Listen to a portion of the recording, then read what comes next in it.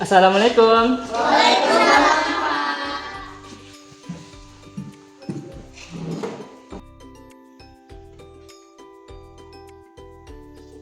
Kaifa antum ya jami'an? Baiklah Anda semuanya, sebelum kita mengawali pembelajaran kita pada pelajaran ini, sama-sama kita awali terlebih dahulu dengan berdoa. Siapa ketua kelasnya? Abi. Kepada Abi dipersilakan untuk berbicara. Siap, berdaulat.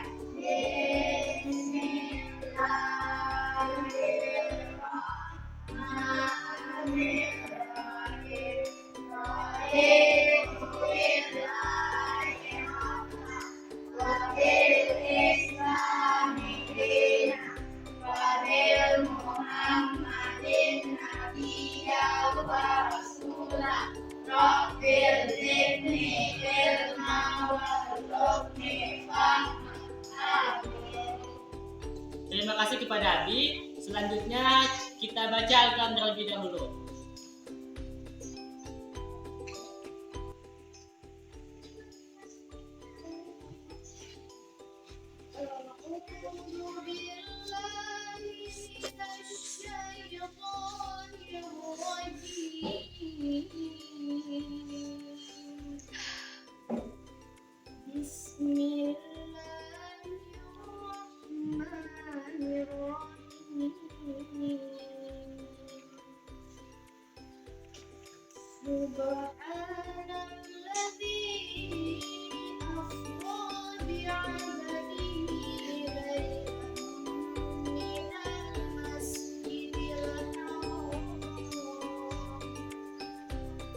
Terima kasih kita ucapkan kepada Tiara. Mudah-mudahan dengan kita mengawali pembelajaran dengan berdoa dan membaca Al-Quran, pembelajaran kita akan berjalan dengan baik dari awal sampai akhir nantinya.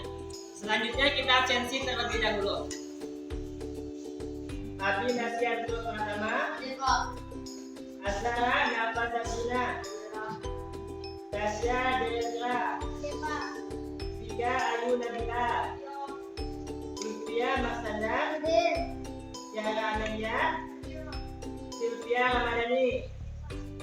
Rafa Alfari. Muhammad Rizky Aditya. Tasya Natasha Putri. Raga. Kenapa Ustaz? Sakit. Baiklah Anda semuanya, pada pembahasan kemarin kita sudah membahas tentang bab 1, yaitu Al-Quran dan hadis sebagai pedoman hidup. Ada yang tahu apa itu Al-Quran? Saya Pak. Al-Quran adalah kalam Allah yang diturunkan kepada Nabi Muhammad melalui perantara malaikat Jibril. Bagus. Selanjutnya hadis. Saya Pak. Hadis adalah perkataan, perbuatan, dan ketetapan yang disandarkan kepada Nabi Muhammad SAW. Bagus Abi. Jadi dapat kita simpulkan Al-Quran dan hadis. Al-Quran adalah kalam Allah. Kalam Allah itu perkataan yang berasal dari Allah, bukan perkataan makhluk. Dan Al-Quran diturunkan kepada Nabi Muhammad melalui perantara malaikat Jibril. Dan ada tambahannya, dan membacanya bernilai ibadah. Selanjutnya hadis. Hadis tadi sudah disebutkan oleh Abi bahwasanya hadis adalah perkataan, perbuatan, dan ketetapan apa tambah sedikit dan sifat yang disandarkan kepada Nabi Muhammad SAW. Pak, izin bertanya, kenapa sih kita harus belajar Al-Quran dan hadis? Baiklah Anda, selanjutnya disilakan untuk membaca terlebih dahulu buku yang telah ada.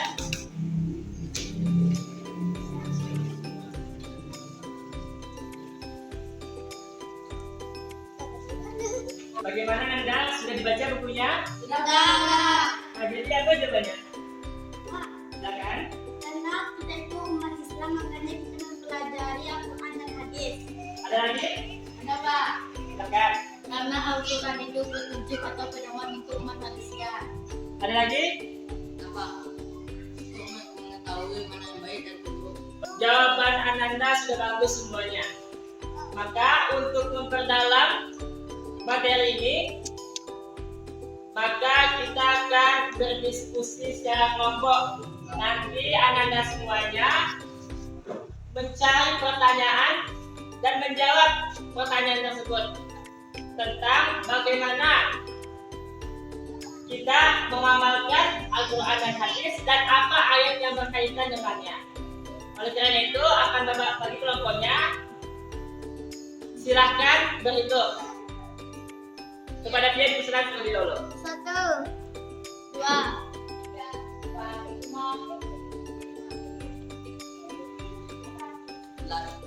10. Kita bagi menjadi 2 kelompok. Muslim.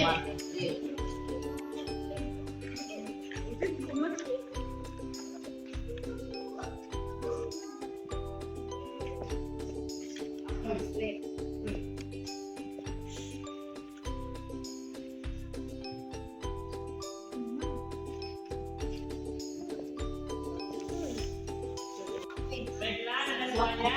Apakah sudah selesai? Oke. Setelah Ananda membaca buku dan mencari pertanyaan serta hipotesis atau jawaban sementara, disilahkan kepada kelompok 1 untuk membuat kesimpulan dari diskusinya. Setelah kami membaca dan berdiskusi tadi, kami mendapatkan 2 pertanyaan. Yang pertama, apa dalil yang menjelaskan tentang Al-Quran dan hadis sebagai pedoman hidup? Dan yang kedua, apa saja fungsi Al-Quran dan hadis? Jawaban yang pertama, apa dalil yang menjelaskan tentang Al-Quran dan hadis sebagai pedoman hidup terdapat dalam Quran surat An-Nisa ayat 59 dan Al-Quran surat An-Nahl ayat 68. Selanjutnya, jawaban pertanyaan yang kedua, apa fungsi Al-Quran dan hadis? Pertama, fungsi Al-Quran yaitu sebagai petunjuk, penjelas, dan pembeda antara yang benar dan yang salah. Dan juga Al-Quran sebagai pedoman bagi umat Islam. Yang kedua, fungsi Al-Quran, fungsi hadis yaitu sebagai penguat dari apa yang telah diterangkan dalam Al-Quran dan juga untuk memberikan perincian dan kepastian hukum yang tidak ada di dalam Al-Quran. Oke, kita berikan tepuk tangan untuk kelompok 1. Selanjutnya kita persilahkan kepada kelompok 2 untuk membacakan hasil diskusinya. Baiklah, setelah kami berdiskusi dan membaca buku tadi, kami mendapatkan sebuah pertanyaan, yaitu bagaimana cara mengamalkan surah An-Nisa ayat 59 dan An-Nahl ayat 64 yang ada di buku tadi. Jawaban yang kami dapat adalah dari surat Nisa dengan cara menjalankan perintahnya Allah Subhanahu wa Ta'ala, juga menjalankan sunnah Rasul dan mengikuti arahan dari pemimpin kita selagi dia benar. Dan dari surah An-Nahl ayat 69 tadi yang kelompok tadi dengan cara membaca Al-Quran dan mengamalkan Al-Quran untuk hal yang benar dan yang baik. Sudah? Nah, kita berikan hapus untuk kelompok 2. Setelah Anda berdiskusi mengenai materi Al-Quran dan hadis sebagai pedoman hidup, maka akan menyimpulkan pertanyaan-pertanyaan maupun jawaban yang telah Anda diskusikan. Yang mana dari kelompok 1 tadi mendapatkan pertanyaan, apa dalil yang menjelaskan tentang Al-Quran dan hadis sebagai pedoman hidup? Dan pertanyaan kedua, apa saja fungsi Al-Quran dan hadis? Sebagaimana yang telah ditemukan oleh kelompok 2, semuanya itu betul. Dalil yang menjelaskan tentang Al-Quran dan hadis salah satunya adalah surat An-Nisa ayat 59, di mana di situ dijelaskan tentang perintah untuk mengikuti Allah, yaitu Al-Quran, dan mengikuti Rasulullah Shallallahu Alaihi Wasallam, yaitu hadis. Dan ada tambahannya adalah pemimpin ulil amri, dalam artian jikalau pemimpin itu bertindak dan berperilaku benar, maka kita harus mengikuti pemimpin tersebut. Kemudian fungsi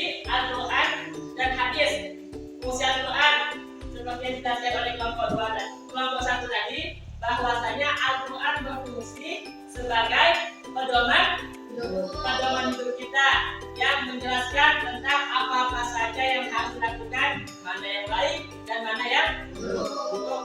Serta hadis berfungsi sebagai penjelas, karena ada ayat-ayat Al-Quran yang penjelasannya itu harus dirinci oleh hadis, maka hadis berfungsi untuk menjelaskan ayat-ayat yang ada dalam Al-Quran seperti itu. Selanjutnya kita ke kelompok 2, di mana kelompok 2 mendapatkan pertanyaan, yaitu bagaimana cara mengamalkan Quran surat An-Nisa dan An-Nahl yang ada di dalam buku. Yang mana jawaban dari kelompok 2 sudah betul semuanya.